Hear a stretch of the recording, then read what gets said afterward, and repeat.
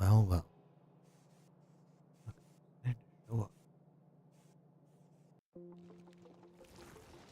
All right. Forever. Not bored of the carnivore memes, but can't do nothing but carnivore memes. New Factorio DLC is out, so and Elaine argue with people and fight a cat.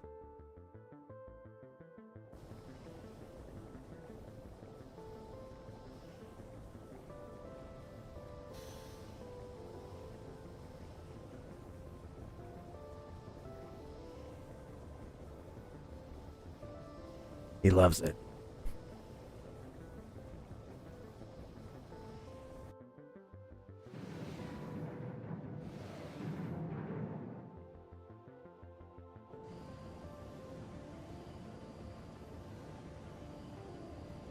Actually, we're gonna see how that does.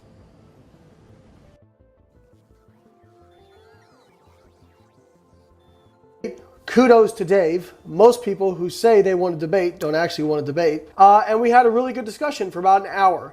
And I think we were pretty close on most topics. There was one where he didn't really want to give an inch, and that's okay. You guys can watch and decide for yourself. Hope you enjoy it. Welcome back to Guru Talk. I'm Dave Palumbo, and today I'm joined by Lane Norton, and we're going to be talking about the calorie versus macro debate that's been raging in our YouTube, world lately. Lane, it's good to have you back on the show. How's everything going over there? Great. Thanks for having me on so we can have a nice long-form discussion. I think this will be great for people. Yeah, people like being educated, especially since there's so many different sides of the equation, and you know that the bottom line is that usually the truth is somewhere in the middle. And I think people gravitate towards extremes because I think we're an extreme industry. I think bodybuilders are extremes, and so they're always looking for that secret or magic solution to whatever they perceive to be their problems. Now, you've been very busy lately. They've been writing books, and I see all these books online that you've been cranking out. How the heck do you have time to write all these things? It's interesting. I actually really like writing about something when I feel like I want to learn more about it. Yeah. So by writing and having to go so far in depth, it just helps me learn. So I was actually funny story. One of my books I wrote, Fat Loss Forever. I wrote it in 8 weeks. Wow. It's almost a 400-page book. That's sick. But it's because I got asked to go on Joe Rogan's podcast, and I was going to debate, fat loss, calories, that sort of thing. And I wanted to make sure that I was kind of, shored up on my knowledge. So when I went in for the debate, I was good to go.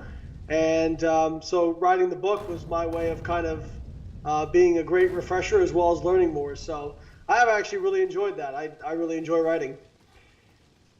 I find that too. It's funny. Sometimes you start sitting down to write something and you actually have to, you want to make sure you get your facts straight. So you Google stuff and you look stuff up and you look at some of the research out there and you start saying, you know what, I really didn't have as good a grasp as I thought I had on this subject, and now I seem to have put it together. So I think the writing of a book sometimes actually makes you learn the subject even better. I know when I teach my Guru course, it's the same thing. Every time I finish a course, I'm like, you know what, I understand the topic better now that I've explained it to everyone else. Yeah, no, that's when they grow you up, they tell you or when you grow up, they tell you the best way to learn something is to teach somebody else. So yeah. I would agree with that. And also, repetition is really important. Sometimes I feel like I'm redundantly saying the same thing over and over on a lot of the education stuff I put out. But the truth is that the more people hear it, the more it solidifies it. Because I don't think many people absorb things the first go around. You got to actually kind of, almost digest it a little bit inside. Yeah. Or you only get bits and pieces of it, or there's what you say and then what the person interprets and what you understand, which I think is going to be a lot of our back and forth is going to be just differences in interpretation of what we see and what people have said. And a lot of times, when you're talking about what's going on, somebody says, what do you think about this person who said this? When in reality, they didn't completely say that. It was something else. Sure. So I think that's definitely a big part of it. And also, with repetition, your audience especially with social media, they only see 1% of what you post. So you've actually got to be repetitious. That's true. I forget that also. Sometimes you could think you could do. You might have said the same story. I could have told the story on 14 different podcasts, and every person who watched it saw it once. They're like, "No, I never heard you tell that story before." I'm like, "You did?" I guess I assume everyone watches everything that I do. That's just my ego telling me that. Right. Yeah. Exactly. Now, the interesting thing about the subject we're going to talk about, which is calories, is that this topic has been raging probably since the calorie terminology was originally created, and I don't think anyone really has a true grasp on what goes on in the body. If we did, we would have a definitive system of how everything works. So a lot of this has to do, and let's face it, there's so much genetic variability about how people respond to different diets that there really isn't one diet that fits all. It's impossible to have that. And I've seen people who respond tremendously well to one diet I've given them, you give it to the next person, they get fat from it. So there is variability according to people because we are genetically variable. Yeah, I think that that's an interesting point you bring up. I think that it's much less physiological variability as it is personal preference. And let me preface that by what I mean. I actually just did a podcast with Fuad Abiad and Chris Tuttle, and we kind of talked about this. So people kind of say, well, I did all these different diets and they didn't work for me. When in reality, a lot of times they just struggled to be adherent. They just struggled to be really consistent with it because it wasn't something they liked. And then they find something they like, they're really consistent with it, and they're like, oh, well, this worked so much better for me. Sure. When in reality, it was, I think they feel like it's a physiological thing, when in reality, it's probably a little bit of a psychological thing. And I talk about one of the things I've really spent a lot of time looking up recently has been the power of suggestion and placebo. Mm-hmm. And people get really offended when you suggest the placebo because they think that you're calling them a liar. But in reality, placebo is extremely powerful, and I'll just give one example before we kind of get into the nuts and bolts of calories. Lane, explain what the term placebo means, because some people may not know what it means. Yeah, great question. So it's really the power of suggestion. So for example, Dave, let's say you're somebody, you're a noob in the industry, and you look up to me, you respect me, whatever, and I tell you, hey, I want you to do this program. You're going to grow a ton of muscle. It's going to be awesome. If you go into that program being very fired up and very excited about it, the likelihood that you're going to do better is high, right? Whereas if I kind of say, well, it's not magic, it may work, but it depends, then you don't have as high of opinion about it, and maybe you just don't feel as enthusiastic about it.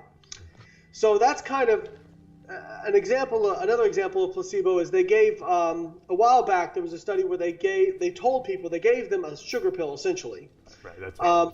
And they said this is going to help with your allergies. So these are people who had allergy problems, right?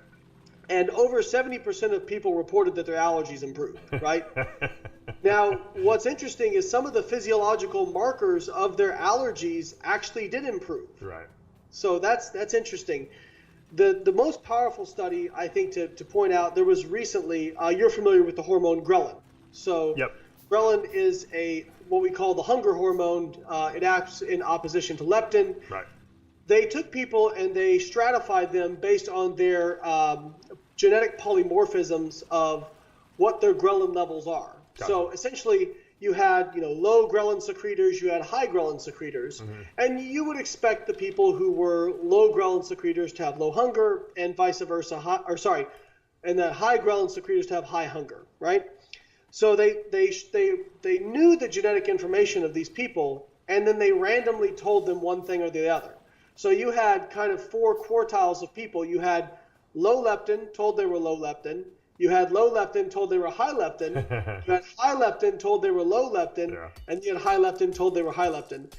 They found that their genetics pretty much didn't matter at all. What matters is what they told them. And they actually saw their ghrelin levels change based on what they told them. So if they told somebody who was low, hey, you're a high ghrelin secretor, they actually saw their ghrelin go up. So when I say And it's not like you can just say to yourself, okay, secrete more ghrelin, right? No.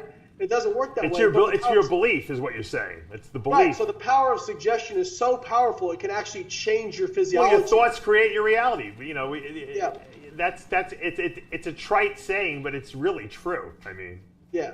I mean, there's obviously limits. You know, you can't tell yourself, well, I believe I can fly and then jump off the Empire State Building and make it, right? But certainly they do have an influence. And so I think just setting up this entire thing, it's important to understand when people say that I against anecdote or anything like that. It's not that. I just think anecdote has limited applicability to the general population because when I say what works for one thing may not work for somebody else. That's true, but a lot of that boils down to personal preference and placebo in terms of what that's been suggested to them and that sort of thing. And well, assuming let's put the placebo effect aside. Let's talk about physiologically, what's going on. And I know we can't remove the mind from the equation, but let's, for argument's sake, let's remove the mind. Let's talk about a calorie. Talk about what you define a calorie as, so that since you're the PhD guy, I'm gonna let you do the definitions and from a science perspective, and then I'll just throw my 2 cents in that don't mean a lot. So go ahead. Sure. This is a great question because a lot of people don't actually know what calories are. So calories aren't molecules that you can look at under a microscope or anything like that. Calories are just how much literal energy is in the chemical bonds of the macronutrients that we eat, right? So as defined by what? So if you put something in a bomb calorimeter and you burn it, these are the values that are given off. Now, actually, protein is a little bit different. Protein gives off about 5.5 calories per gram, but the nitrogen component is not metabolizable, so they subtract that out, and that gives you about 4 calories per gram, which is similar to carbohydrate, which is 4 calories per gram, and then fat is 9 calories per gram.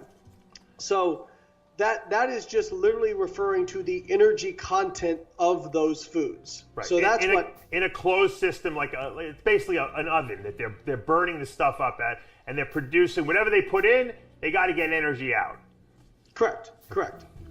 So I think if we look back to your video, one of the things you brought up was, well, the human body isn't a closed system, which is true. Right. But the thing to remember is that is accounted for in energy expenditure. So you brought up the fact that protein is different than carbohydrate or fat. That is true. We have something called one of the components of our total daily energy expenditure, or calories out, as we call it, right? Yeah. Calories in, calories out. Right. So one of the components of calories out is what's called the thermic effect of food. Right.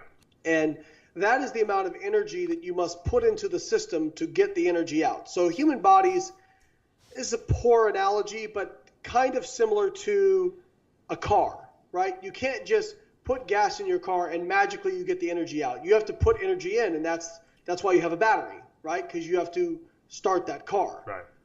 So you have to put energy into the system. Now you get out more energy than you put in, otherwise we'd all starve to death, based on our physiology.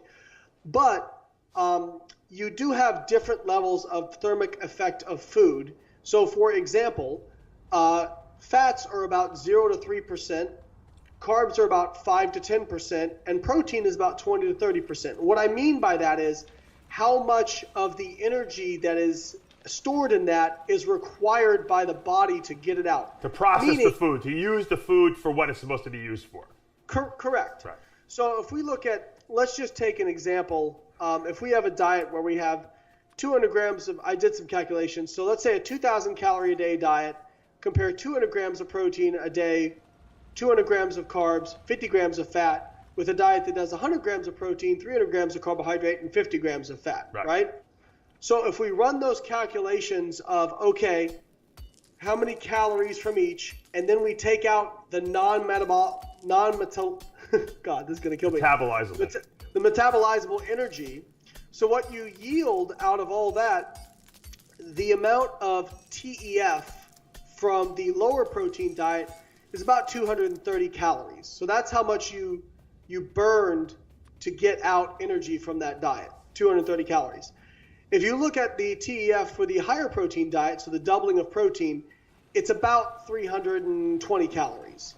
So you've got about a 90 calorie day difference there. Now, that is a difference, but it's not so massive, right? Like 90 calories a day isn't going to be the difference between somebody getting fat versus not getting fat. That being said, there's more that goes into protein in terms of lean body mass.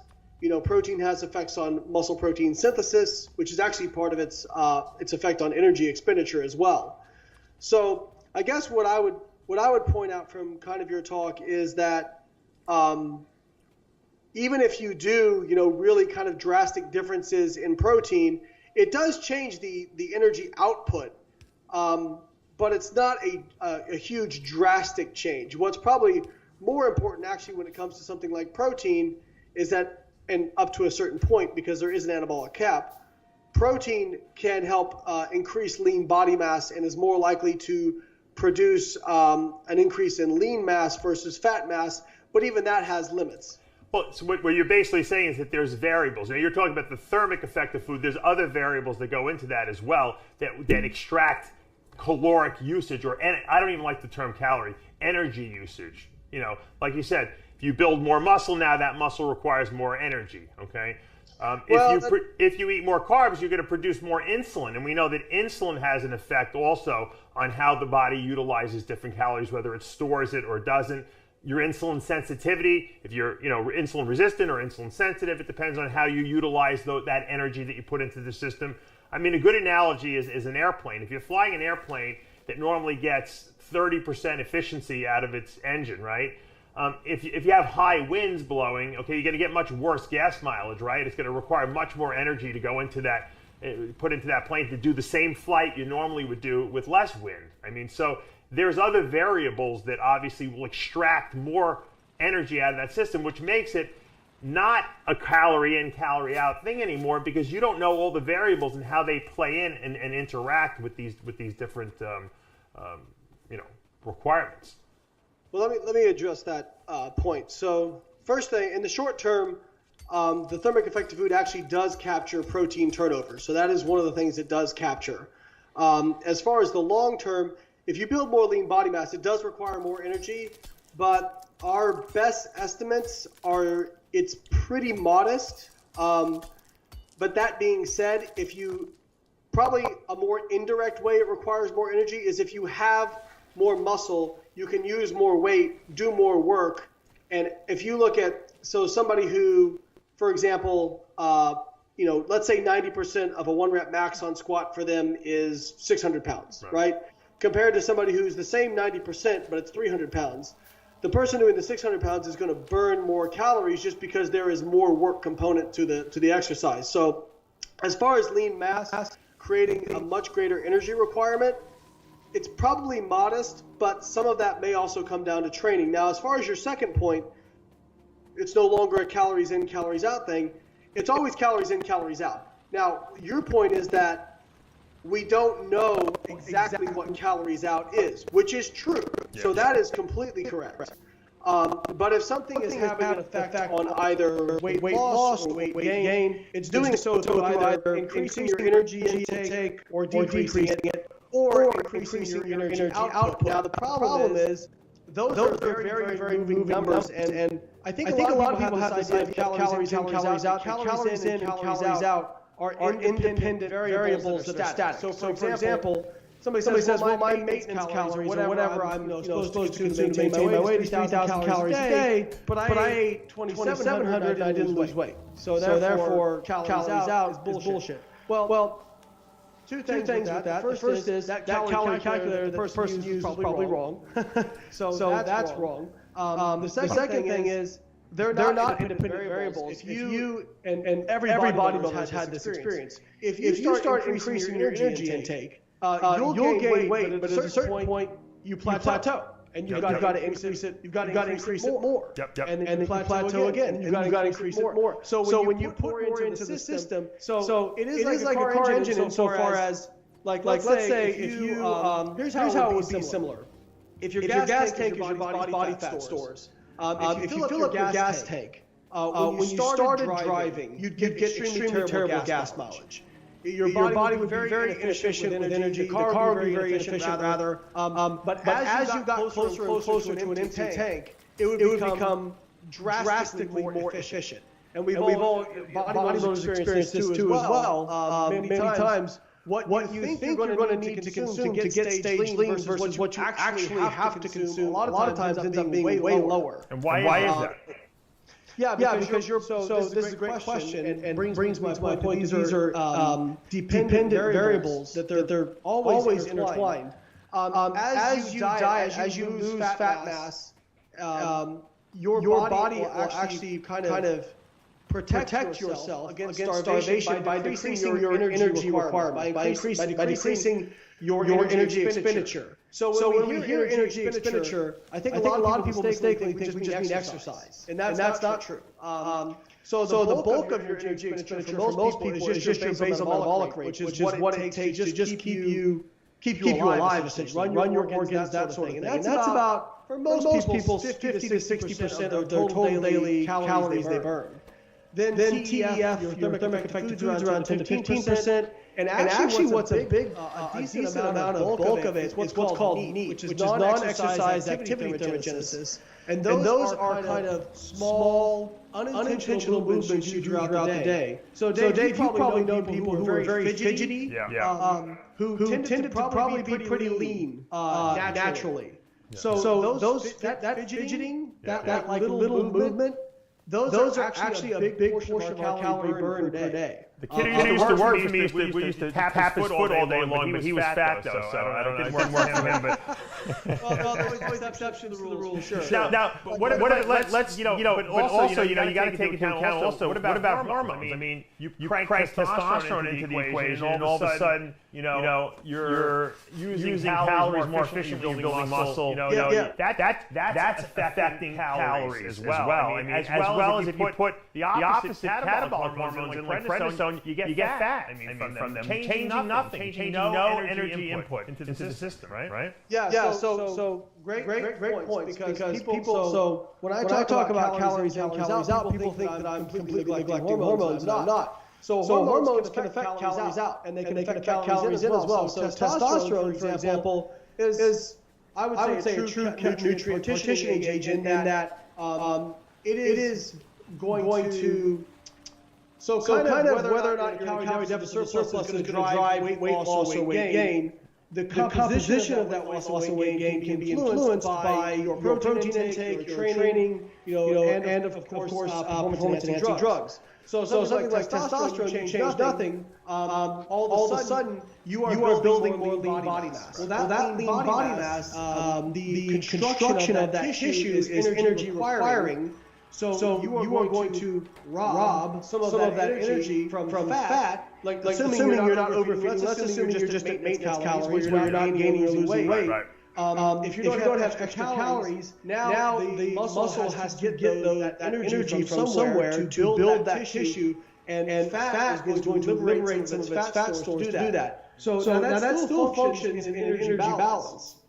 But it just changes kind of nutrient partitioning. As far as cortisol goes, cortisol actually, the one caveat to that is prednisone, which is kind of the exogenous cortisol you take if you had some condition that requires it.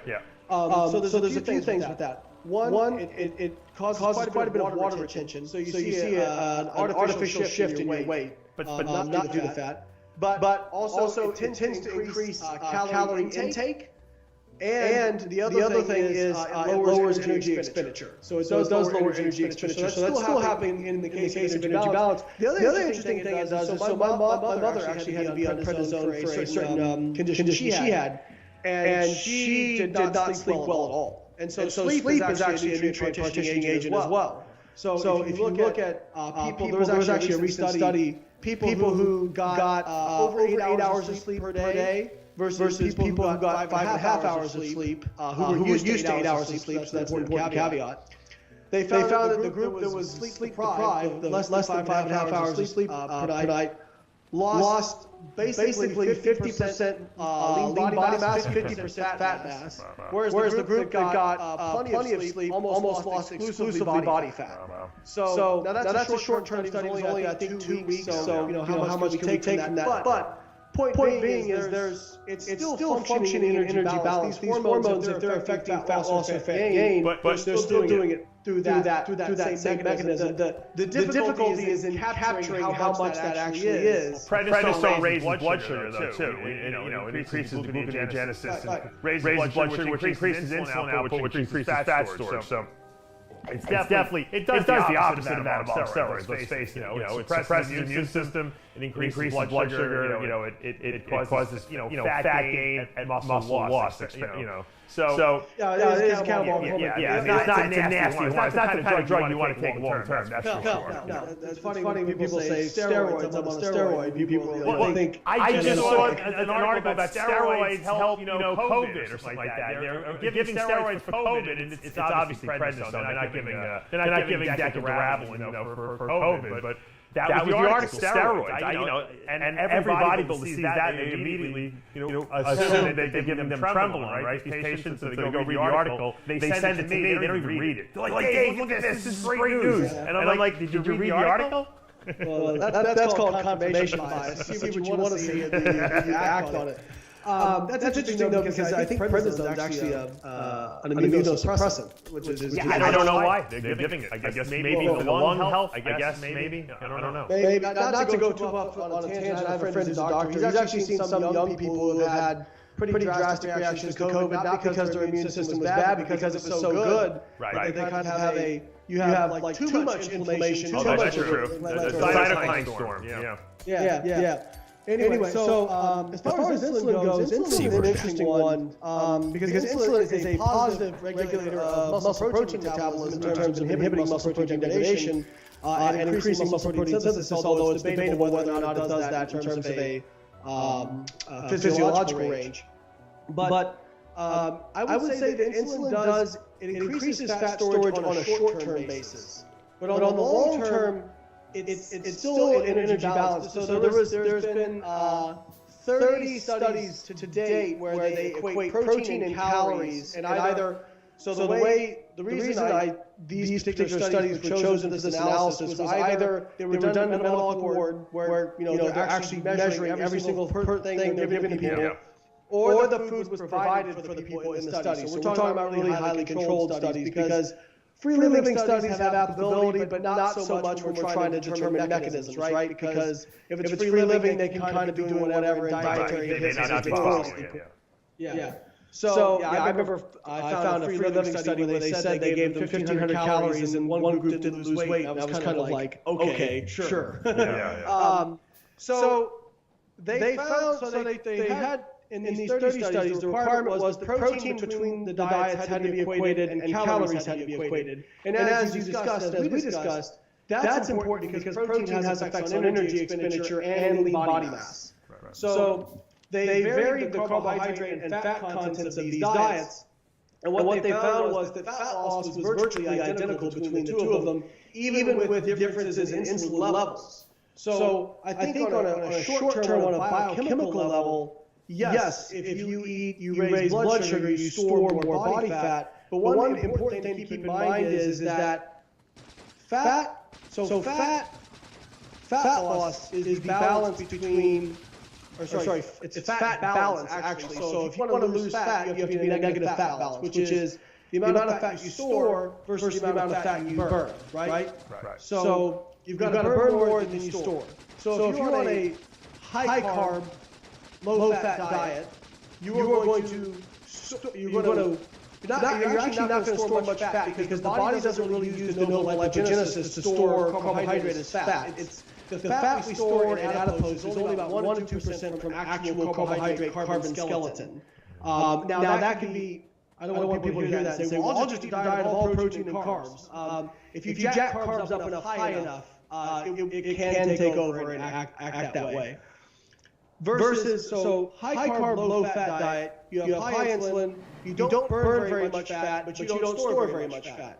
If you have low carb, high fat, you burn a lot of fat, but you also store a lot of fat because you're eating a lot of fat. The balance between the two of them actually ends up coming back down basically to energy balance. in the study, they did find a slight, when they did what's called a meta-regression, where they combined all the studies together, they did find a very slight fat loss favoritism actually towards a low-fat diet, but it was like 16 grams of fat loss. It was negligible.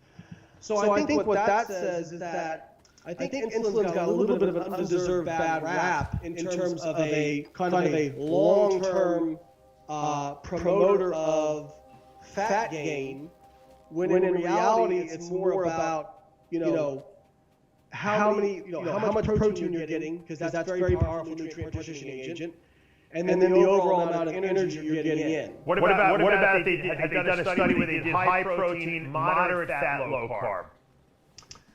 So they've done.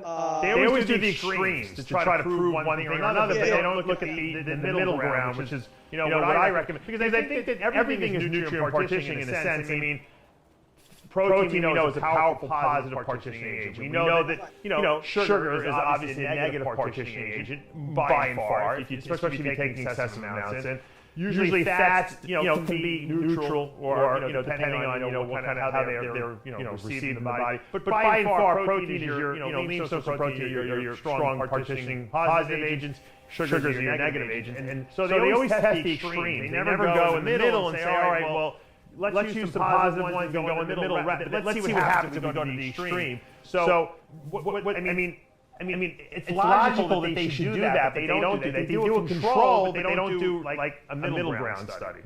So actually, some of these, amongst these 30 diets, they had all different ranges of fat and carbohydrates. So there were some that were more moderate, and they kind of found that basically throughout, if you got enough protein and you equated calories, the results were very similar. Now that being said, I don't want to poo-poo people's experience, because some people just enjoy eating a low carbohydrate diet. So I am not saying it's not a viable way to eat.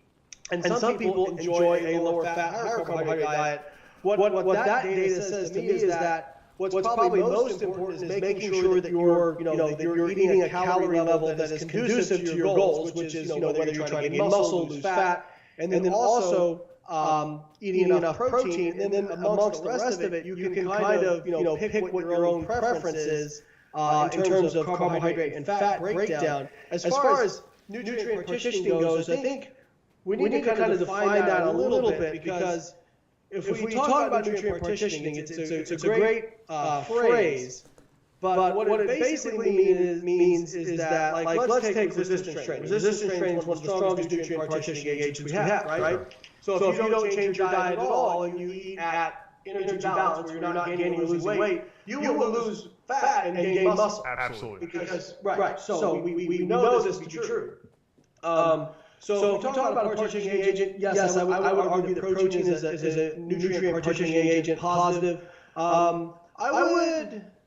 I think sugar is contextual. And what I mean by that is we do have some studies now where people eat. So there was one study in particular that was very tightly controlled.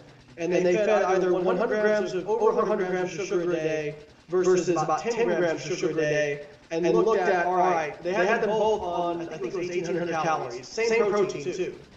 And they found that both groups almost lost the exact same amount of fat. Now, what I will say is that not nutrient partitioning. Okay, starting game mode. Yes. I love it.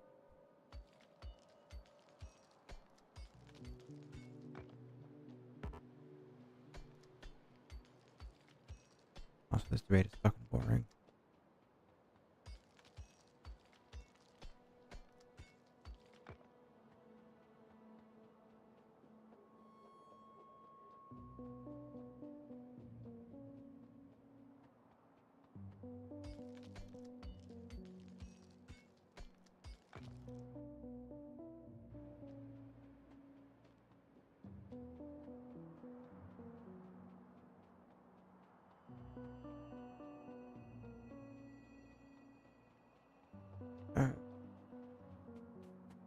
Shortest stream in the world.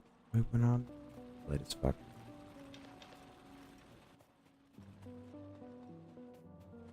I might actually crash soon.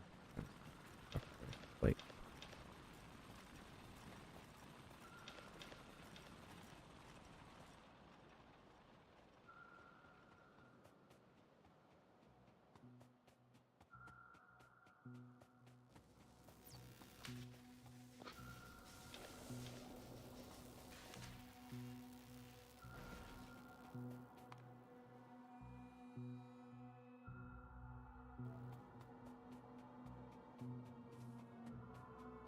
Fuck, we only gone through 25 sites.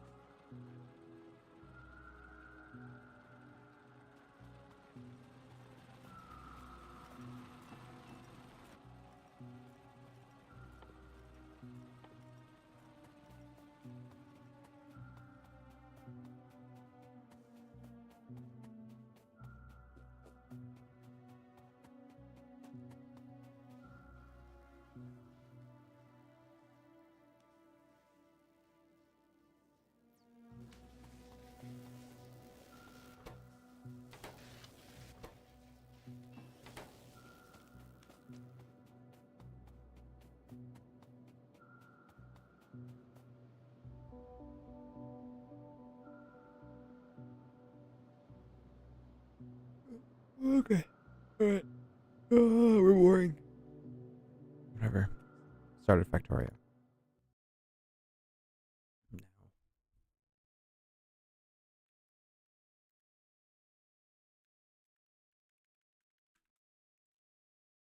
Now, starting is half the battle. But I work too much. I need to stop working. I quit my job so I can start streaming full time. Alright. Good job. Stay blessed. Don't die.